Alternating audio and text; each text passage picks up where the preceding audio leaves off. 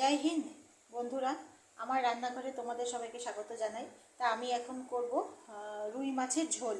তো সেটার জন্য আমি এখানে কোলের 4টে পিস নিয়ে নিয়েছি। এখানে কোলের 4টে পিস, তার সঙ্গে ওই মাছের মাথাটাকেও নিয়ে নিয়েছি।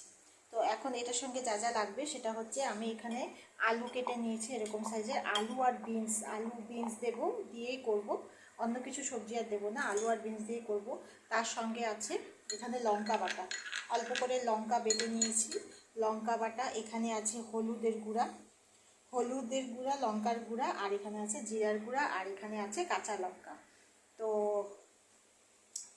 এই পেঁয়াজটা দেবো না। তো এখানে আছে কাঁচা লঙ্কা। তো এই দিয়ে আমি আজকে এই রান্নাটা করব। তার সঙ্গে থাকবে তেল আর লবণ।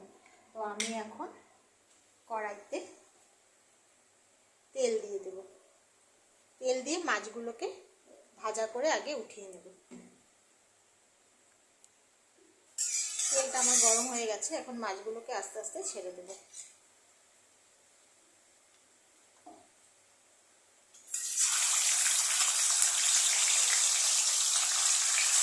আগে মাথাটাকে ভাজা করে উঠিয়ে নেব।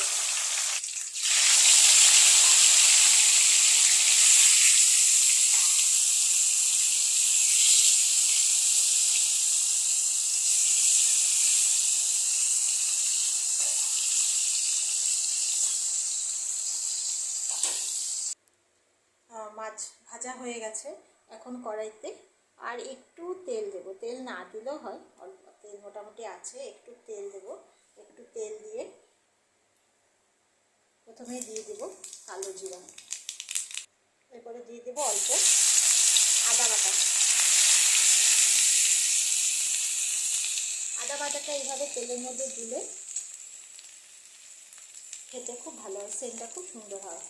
তারপরে এখানে এই আলু আর বিনসটা দিয়ে দেবো।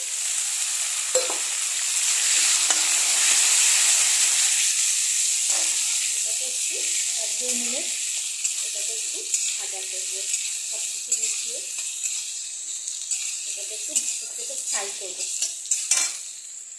এটা মোটামুটি ফ্রাই হয়ে গেছে। এখন এখানে দিয়ে দেবে লঙ্কা বাটা।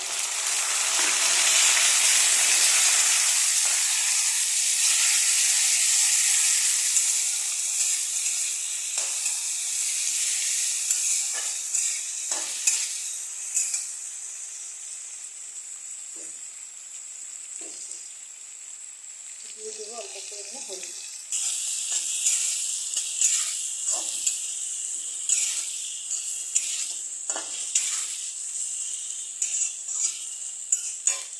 অল্প জিরার গুঁড়া, ইচ্ছা করলে কেউ জিরা বাটাও দিতে পারো।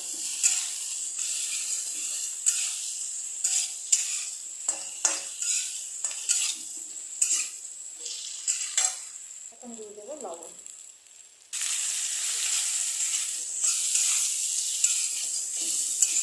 ভালো করে এটাকে মিশিয়ে নিয়েছি। এখন দিয়ে দেবো জল।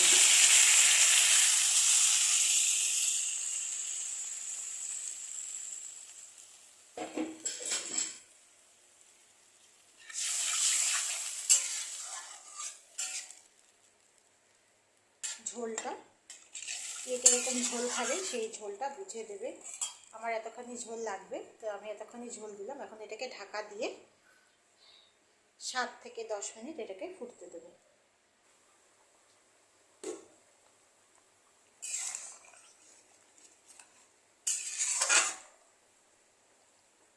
আলুটাও মোটামুটি সিদ্ধ হয়ে গেছে।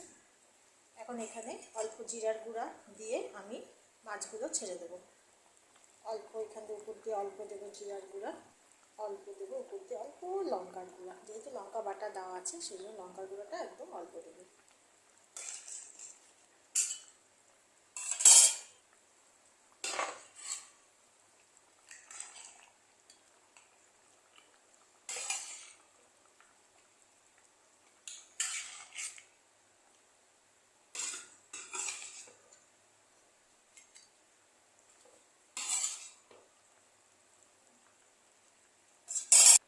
উপর দিয়ে এই লঙ্কাগুলোকে দিয়ে আরও 5 মিনিট এটা ঢাকা দিয়ে হতে দেবো।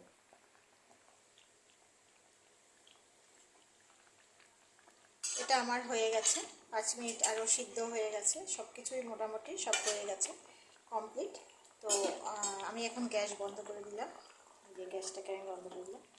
আমার এই ভিডিওটা যদি ভালো লেগে থাকে, আমার এই রেসিপিটা যদি ভালো লেগে থাকে, আমার এই রান্না করার প্রসেস যদি ভালো লেগে থাকে, তাহলে প্লিজ লাইক, শেয়ার আর সাবস্ক্রাইব করে দিও।